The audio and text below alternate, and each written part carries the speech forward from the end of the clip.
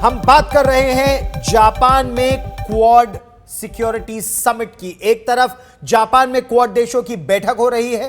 Bharat, America, Japan और Australia तरक्की और बेहतरी पर चर्चा कर रहे हैं। वहीं दूसरी तरफ चीन अंदर ही अंदर कुढ़ रहा है, जल रहा है और तो और उसने पहले ही क्वाड के फेल होने की भविष्यवाणी कर दी है, क्योंकि क्वाड की दोस्ती में चीन को यह लगता है कि उसकी विस्तारवादी नीतियों पर अब ब्रेक लगता नजर आ रहा है। तो आखिर यह क्वाड की बैठक जो इस समय टोक्यो जापान में हो रही है इतनी अहम क्यों है?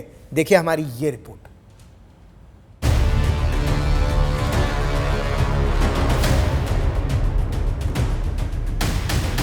क्वाड देशों की दोस्ती से बौखला उठा चीन। मीटिंग से पहले ही कर दी फेल होने की भविष्यवाणी।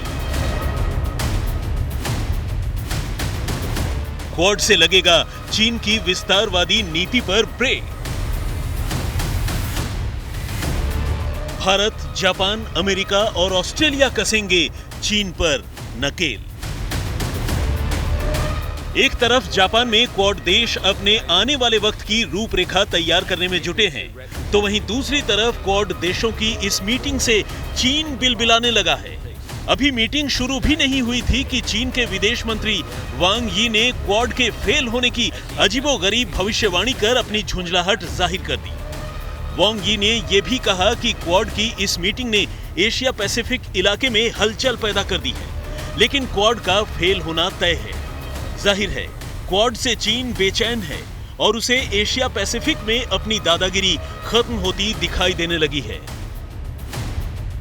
मंगलवार को जापान के टोक्यो में हो रहे क्वाड समिट में प्रधानमंत्री मोदी के साथ साथ अमेरिकी राष्ट्रपति जो बाइडेन, जापान के पीएम फुमियो किशिदा और ऑस्ट्रेलिया के पीएम एंथोनी एल्बनीज भी शामिल हो रहे हैं, जिसमें टेक्नोलॉजी, क्लाइमेट चेंज, विकास और वैक्सीन जैसे मुद्दों पर चर्चा होगी। लेकिन चर्चा चाहे जिस बात पर भी हो, चीन की बेचैनी बढ़ी हुई है। अब सवाल यह है कि आखिर चीन को क्वाड से क्या चिढ़ है? तो आइए इस मसले को सिलसिलेवार तरीके से समझते हैं। भारत, जापान, अमेरिका और ऑस्ट्रेलिया ने मिलकर क्वाड का गठन किया है, जो हिंद प्रशांत इलाके में खुलेपन पर जोर देता है। लेकिन यही बात चीन को सबसे ज्यादा खटकती है। असल में क्वाड की सोच चीन की हिंद प्रशांत पर उसके स्टैंड के बिल्कुल उलट है, और यही वजह है कि अब तो उसने क्वाड को एशियाई नेटो तक का नाम दे दिया है।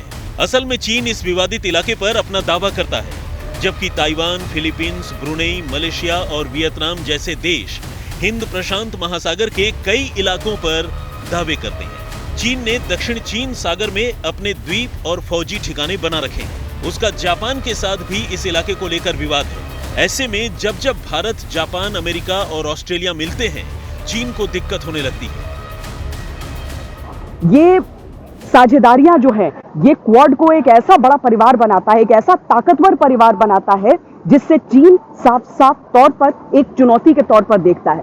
और यही कारण है कि वो क्वाड को एशिया का नेटो तक कहने से गुरेज नहीं करता है। पर चीन के कहने से कोई बात नहीं, ये चार ताकतवर देश एक साथ पूरी परिचर्चा में शामिल कि आने वाले दिनों में क्या किया जाए। आर्थिक तौर पर एक फ्रेमवर्क तैयार है इंडो पैसिफिक रीजन का, जो कि चीन को चुनौती देने के लिए काफी, और वो छटपटाया भी इससे बहुत। लेकिन क्वाड के जरिए किस तरीके से चीन पर लगाम कसी जाएगी, उसका खाका तैयार किया जा रहा है। अहम यह भी है कि साउथ चाइना सी एशिया का सबसे अधिक डिमांड वाला समुद्री मार्ग है। इस इलाके से दुनिया के प्राकृतिक गैस का 40% व्यापार होता है, जबकि $3.5 ट्रिलियन का व्यापार हर साल समंदर के इस हिस्से से पूरा होता है। साउथ चाइना सी में लगभग 30,000 तरह की मछलियां हैं और चीन यहीं से दुनिया का 15% मछली का कारोबार करता है। ऐसे में अगर चीन इस इलाके पर अपना दबदबा बनाए रखना चाहता है, तो अमेरिका को भी इस इलाके में अपने व्यापारिक हित नजर आते हैं।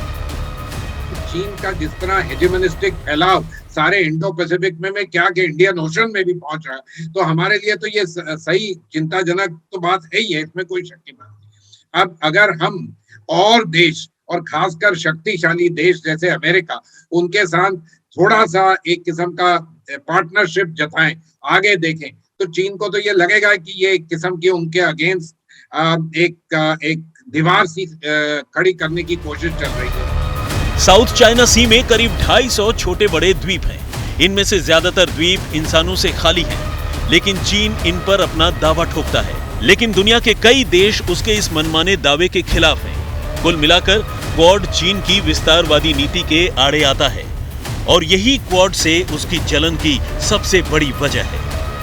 टोक्यो से श्वेता सिंह के साथ आज तक ब्यूरो।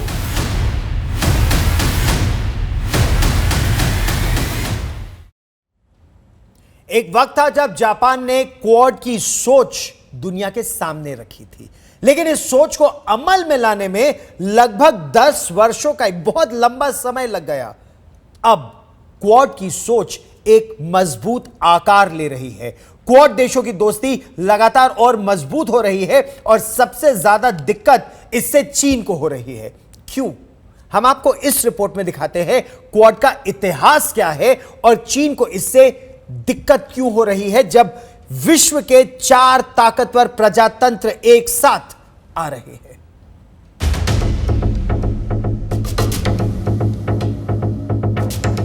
क्वाड जैसे जैसे ताकतवर होता जा रहा है, चीन की बेचैनी बढ़ती जा रही है और अब तो उसने क्वाड देशों को एशियाई नेटो मुल्क कहकर बुलाना शुरू कर दिया है। लेकिन सबसे अहम सवाल यही है कि आखिर चीन को क्वाड से क्या तकलीफ है? तो जवाब है, क्वाड में वो देश शामिल हैं जिनका चीन से शुरू से ही 36 का आंकड़ा रहा है और जो देश चीन की विस्तारवादी नीतियों के खिलाफ शुरू से ही खड़े रहे हैं, फिर चाहे वो भारत हो, जापान हो, अमेरिका हो या फिर ऑस्ट्रेलिया। इन 4 देशों ने मिलकर क्वाड्रिलैटरल सिक्योरिटी डायलॉग यानी क्वाड की शुरुआत की थी।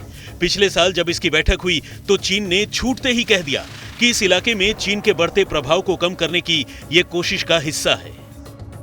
लेकिन तब अमेरिका ने यह कहकर चीन के रवैये को कमतर दिखाने की कोशिश की कि क्वाड के निशाने पर दुनिया का कोई भी देश नहीं है। लेकिन अब यह बात तकरीबन साफ हो गई है कि क्वाड देश अपने विकास और बेहतरी के साथ साथ चीन की मनमानी और विस्तारवादी रवैये के खिलाफ चट्टानी एकता के साथ खड़े हैं। जापान ने 2007 में पहली बार इसकी पहल की थी। तब चीन और रूस ने जापान के इस कदम का विरोध किया था। 2008 में ऑस्ट्रेलिया इससे बाहर था। 10 साल तक यह आइडिया ठंडे बस्ते में ही रहा, लेकिन नवंबर 2017 को आखिरकार अमेरिका, भारत, जापान और ऑस्ट्रेलिया ने क्वाड की नींव रख दी और इसका इरादा हिंद प्रशांत इलाके को किसी भी दबाव और दबदबे से आजाद रखना है। फिलहाल साल दर साल क्वाड की बैठकें हो रही हैं और इस अलायंस की मजबूती भी बढ़ती जा रही है। ये देश सिर्फ व्यापार, विकास और दूसरे मसलों पर ही करीब नहीं आ रहे, बल्कि हिंद प्रशांत महासागर के खुलेपन को लेकर भी खुलकर राय रख रहे हैं और चीन लगातार परेशान हो रहा है। खास करके चीन को लेकर जो रणनीति रहनी है दोनों की, क्योंकि चीन की तरफ से हर एक देश को, छोटे बड़े देश को खतरा हमेशा रहता है, क्योंकि चीन इस तरह से अतिक्रमणकारी देश रहा है। और इसीलिए जब क्वाड की यह बैठक के बाद भारत और अमेरिका के बीच ये द्विपक्षीय बैठक हुई तो व्यापारिक रिश्तों के साथ साथ इन सामरिक चीजों पर भी चर्चा यहां पर रही है। खासकर इस बात को लेकर कि कौन सी ऐसी नीतियां रहे, किस तरह की ऐसी साझेदारी रहे जिसमें चीन को नियंत्रण में रखा जा सके। श्वेता सिंह, टोक्यो, जापान आज तक। रूस और यूक्रेन के जंग को अब 3 महीने पूरे हो गए हैं।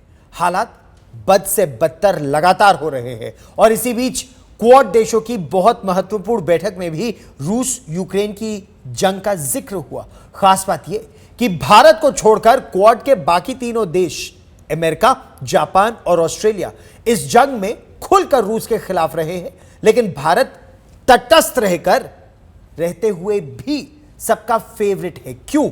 भारत का जो पक्ष है तटस्थ रहकर, वो क्यों दुनिया को भा रहा है, इस रिपोर्ट में देखिए।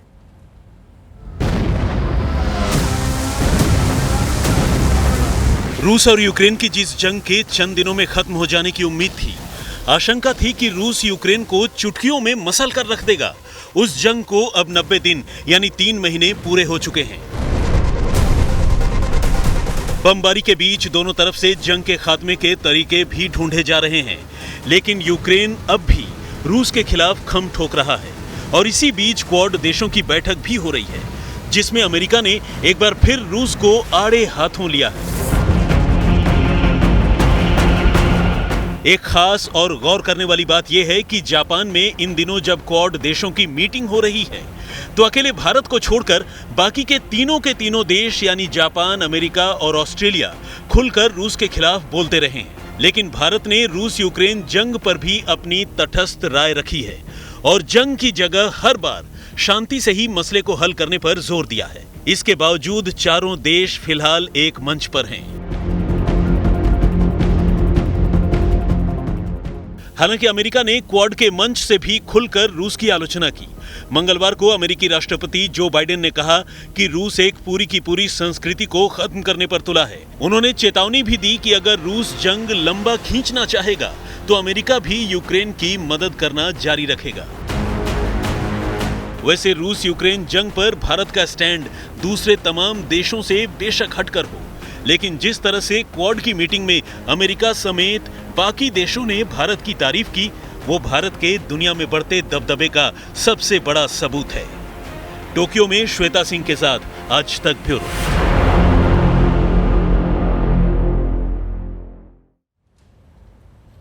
अमेरिका के राष्ट्रपति जो बाइडेन ने साफ कहा कि भारत एक प्रजातंत्र है और भारत जिस तरह कोविड से लड़ा और विस्तारवादी देशों में जिस तरह की समस्याएं हैं, डिक्टेटरशिप में, ऑटोक्रेसीज में, उससे साफ नजर आता है कि प्रजातंत्र बेहतर है। हमारी इस खास पेशकश में फिलहाल इतना ही। देश और दुनिया की ताजा खबरों के लिए देखते रहिए आज तक।